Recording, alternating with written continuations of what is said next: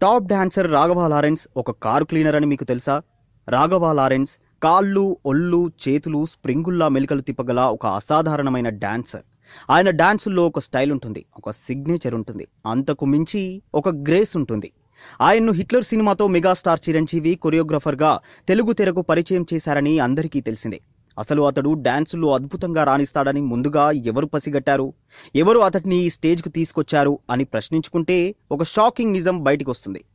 Raghava Lawrence dancer కాకముందు ఒక సాధారణ కారు క్లీనర్ అని మీకు తెలుసా? అప్పట్లో సౌత్ ఇండస్ట్రీస్లో సూపర్ సుబ్బరాయన్ అనే ఫైట్ మాస్టర్ ఉండేవాడు.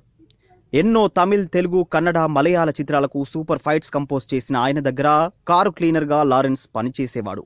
లారెన్స్ బాడీలో అప్పటి నుంచి ఒక రిథం ఉండేది.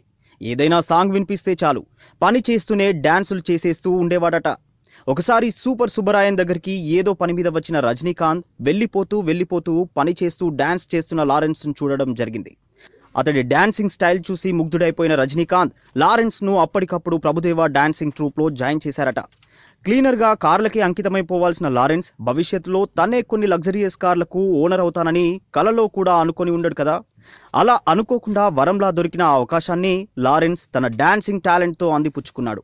ప్రభుదేవా ట్రూప్ లో మెరిక లాంటి లారెన్స్ టాలెంట్ ను చూసి ముగ్ధుడైపోయిన మెగాస్టార్ లారెన్స్ ను కొరియోగ్రాఫర్ గా తెలుగు తెరకు పరిచయం చేశారు. ఇప్పుడు లారెన్స్ ఒక అద్భుతమైన డైరెక్టర్ కూడాను. ఈ వీడియో మీకు నచ్చితే ఈ పోస్ట్ ని ఇతరులతో షేర్ చేయండి. ఇలాంటి మరిన్ని ఇంట్రెస్టింగ్ టాపిక్స్ ని మీ ముందుకు తెచ్చేందుకు మా యూట్యూబ్ ఛానల్ ని సబ్స్క్రైబ్ చేయడం మాత్రం మరవకండి. Thanks for watching.